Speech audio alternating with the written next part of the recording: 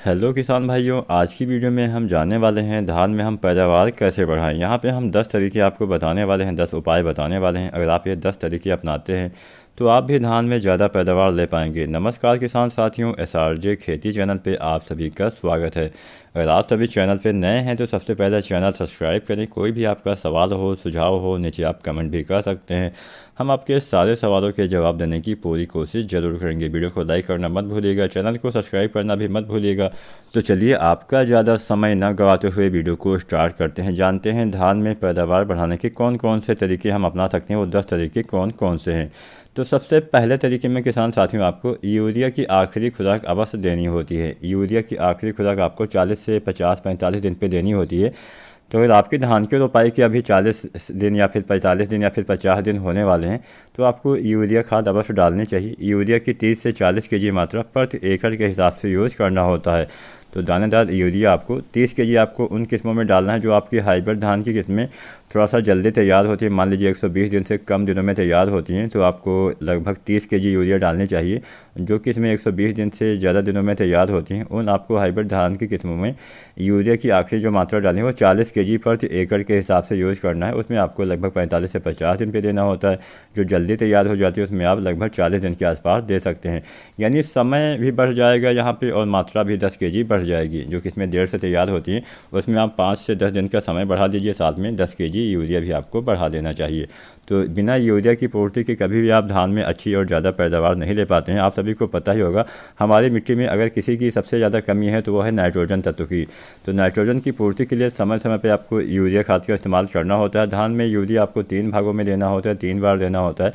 पहली बार धान की रोपाई के समय दोबारा से लगभग आप 20 से 25 दिन या 30 दिन पे दे दीजिए। दोबारा से आपको यानी तीसरी बार आपको लगभग 40 से 45 या 50 दिन पे इसकी पूर्ति करनी चाहिए। ये सबसे अच्छा समय होता है धान में यूरिया डालने का। अब हम बात करते हैं आज की नंबर 2 की। तो नंबर 2 पे पोटास की पूर्ति आपको करनी होती है।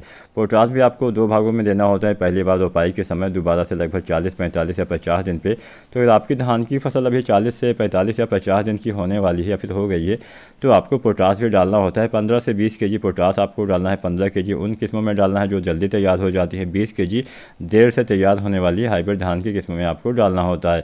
इसकी पूर्ति के बिना कभी भी आपको अच्छे उत्पादन नहीं मिल पाएंगे। बहुत सारे किसान भाई पोटास नहीं डालते हैं। तो पोटास से बहुत सारे फ़ायदे होते हैं। पोटास से आपके दाने का भराव अच्छे से होता है, बालियाँ अच्छी आती है, दाने में वजन बढ़ता है और आपके पौधे के तने भी मजबूत होते हैं, जिससे बाद में आपकी फसल गिरती भी नहीं। कई बार आप देखते होंगे आपकी फसल गिर जाती है, आप बोलते हैं किस्म अच्छी नहीं थी, ये किस्म बहुत गिर जाती है। ऐसा पोटास की कमी की वजह से भी हो सकता है। तो अगर आप पोटास नहीं डालते हैं तो भी ये समस्या आपके वहाँ पे आ सकती है। आप देखते होंगे जब आपके फसल में बालियाँ निकल जाती हैं उस समय हवाएं भी काफ़ी तेज़ चलती है। तो अगर हवाएं काफ़ी तेज़ चलती हैं और आपका तना कमज़ोर है तो आपकी फसल गिर जाएगी। तो इसलिए आपको पोटास की पूर्ति करनी चाहिए। पोटास दाने के भराव में हेल्प करता है, तने को मजबूत बनाता है, पौधे में रोग प्रतिरोधी क्षमता में विकास करता है, सूखे के प्रति सहनशील बनाता है। कई बार बारिश नहीं होती है या फिर हम समय से सिंचाई नहीं कर पाते हैं तो भी आपको फसल को ये मजबूत बनाता है कि हाँ, ये सूखा में भी अच्छा उत्पादन दे सके। तो पोटास की पूर्ति आपको अवश्य करनी चाहिए। नंबर 3 पे यहाँ पे किसान भाई हमने फिटकरी का इस्तेमाल आपको बताया है। फिटकरी के इस्तेमाल से बहुत सारे फ़ायदे होते हैं। फिटकरी के इस्तेमाल से मिट्टी का पीएच वैल्यू अच्छा हो जाता है, कम हो जाता है, जिससे आपके फसल में जो भी अघुलनशील तत्व होते हैं यानी जो आपके पौधे को नहीं मिल पाते हैं वो भी आपके पौधे को मिलने लगते हैं, जिससे पौधे का विकास अच्छे से होता है, पौधे में हरापन आता है, अधिक कल्ले आते हैं, अच्छा बढ़वार होता है, पौधे के दाने में अच्छे से भराव होता है। मतलब जिस भी अवस्था में डालते हैं उस अवस्था में अच्छा लाभ मिलता है। शुरुआती अवस्था में डालेंगे तो बेहतर रहेगा। तो जो फिटकरी आती है जो आपको आसानी से किराना वाली दुकानों पर मिल जाती है, इसका इस्तेमाल करना होता है। फिटकरी की 1.5 केजी मात्रा प्रति एकड़ के हिसाब से डालना है, लेकिन आपको तभी डालना है जब आपकी मिट्टी का पीएच वैल्यू 7 से ज़्यादा हो। अगर पीएच वैल्यू 7 से कम है तब इस्तेमाल करने से कोई फ़ायदा नहीं मिलने वाला है और आपका पीएच वैल्यू कम हो जाएगा जो नुकसान करेगा। तो अगर पीएच वैल्यू 7 से ज़्यादा है तब फिटकरी डालिए। अगर आप पीएच वैल्यू नहीं जानते हैं कैसे चेक किया जाता है तो एक पीएच मीटर आता है जो आसानी से आपको बाज़ार में मिल जाता है। लगभग 250 से 300 या 400 के आसपास, अच्छा वाला 500 तक मिल जाएगा, तो आप वो भी खरीद सकते हैं। या फिर अगर आप चाहते हैं तो आप मिट्टी की जाँच भी करवा सकते हैं, वो उससे भी पता चल जाता है। तो जिनका पीएच 7 से ज़्यादा हो वही लोग इसका इस्तेमाल करें। तो 1.5 केजी मात्रा इसको आप यूरिया खाद जब डालते हैं उसमें मिला के डाल सकते हैं या फिर आप बालू रेत में मिला के डाल सकते हैं। इसको आपको पहले महीन पीस लेना होता है, आप मिक्सी में भी पीस सकते हैं, उसके बाद में इसका इस्तेमाल कर सकते हैं। अब हम बात करते हैं हमारी इसके बाद में एक अवस्था आती है गबोट अवस्था, यानी बालियाँ निकलने वाली अवस्था। उससे पहले वाली अवस्था जब बालियाँ तने के अंदर आ जाती हैं तब आपको एक NPK आता है जिसको हम 0/34 के नाम से जानते हैं। इसके इस्तेमाल से समस्त बालियाँ अच्छी आती हैं, हेल्दी आती हैं, दाने का भराव होता है, मतलब दाने अच्छे आते हैं, दाने की संख्या में भी वृद्धि होती है। तो 0/34 भी आपको अवश्य डालना चाहिए। इसकी आपको 1.5 kg मात्रा गबोट अवस्था में देनी होती है, जिससे आपके अच्छा लाभ मिलता है, बालियाँ मोटी और हेल्दी आती हैं।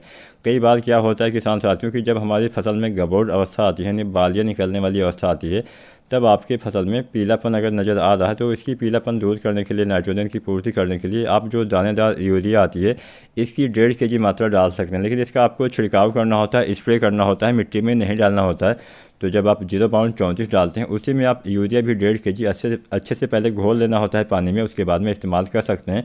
इसके इस्तेमाल से काफ़ी बढ़िया लाभ मिलेगा, नाइट्रोजन की पूर्ति भी हो जाएगी, साथ में फास्फोरस की पूर्ति हो जाएगी, साथ में आपके पौधे में पोटेशियम की पूर्ति हो जाएगी, जिससे अच्छी बालियाँ आती हैं, हेल्दी बालियाँ आएंगी, हरापन आएगा और अच्छी से आपके पौधे की ग्रोथ होगी।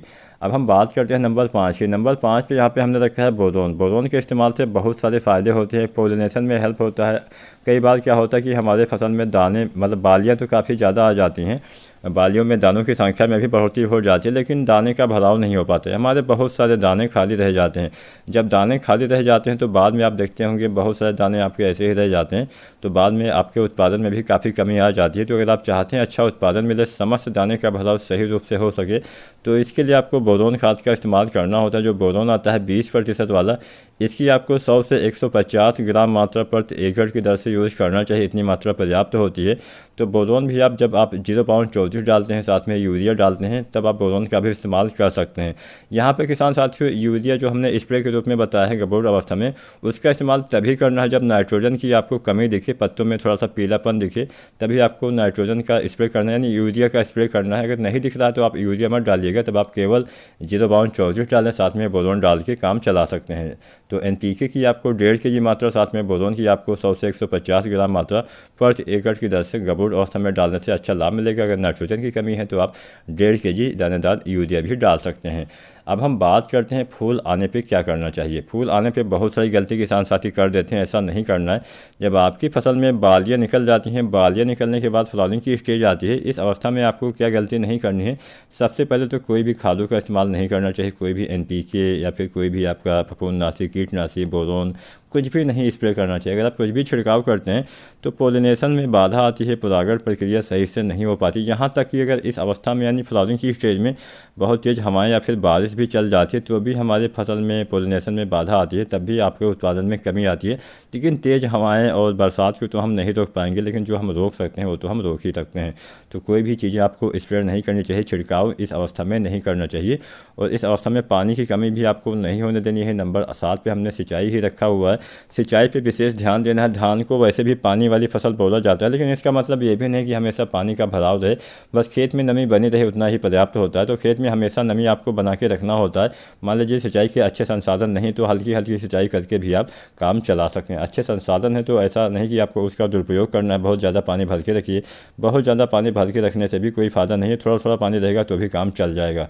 तो सिंचाई जब आपकी फसल गबोट अवस्था में आती है, इस अवस्था से लेकर जब तक दाने का भराव नहीं हो जाता है, तब तक खेत में आपको नमी की कमी नहीं होने देनी चाहिए। अब हम बात करते हैं आगे जब आपकी बालियाँ निकल जाती हैं तो भी आपको कुछ सावधानियां बरतनी होती हैं। बालियाँ निकलने के बाद क्या करना है, एक NPK आता है जिसको हम 0050 के नाम से जानते हैं, जिसमें 50% पोटेशियम, 17.5% सल्फर पाया जाता है।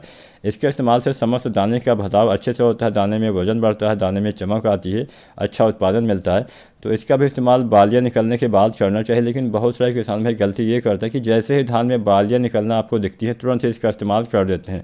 ऐसा नहीं करना है। जब आपके धान में बालियाँ निकल जाती हैं, उसके बाद में आपके फ्लावरिंग की स्टेज खत्म हो जाती है, फूल वाली अवस्था खत्म हो जाती है, उसके बाद में इसको डालना होता है। दाने के भराव के समय डालने से सबसे अच्छा लाभ मिलता है, ना कि पहले डालने से। फ्लावरिंग की स्टेज में तो बिल्कुल भी नहीं डालना है, फूल आने के बाद ही आपको डालना होता है, जब आपके दाने का भराव हो रहा होता है।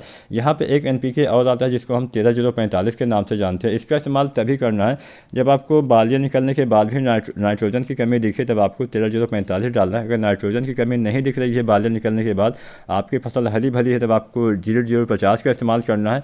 और अगर नाइट्रोजन की कमी है तो 13045 का इस्तेमाल करना चाहिए। इसके इस्तेमाल से बढ़िया लाभ मिलेगा, नाइट्रोजन की भी पूर्ति हो जाएगी, क्योंकि इसमें 13% नाइट्रोजन भी पाया जाता है, साथ में इसमें 45% पोटेशियम भी पाया जाता है। तो अगर आप ये सारी चीज़ें समय से करते हैं, समय से सिंचाई, समय से खादें, समय से NPK का छिड़काव करते हैं, समय से कोई रोग बीमारी लग गई है तो उसका आप बचाव करते हैं, समय से आप सारी चीज़ों का देखभाल करते हैं, तो निश्चित ही आप धान में अच्छी और ज़्यादा पैदावार ले सकते हैं। और समय से निगरानी भी आपको अवश्य करनी चाहिए। अगर आज की जानकारी पसंद आई हो, वीडियो को लाइक करें। कोई भी सवाल सुझाव हो नीचे आप कमेंट भी कर सकते हैं। धन्यवाद।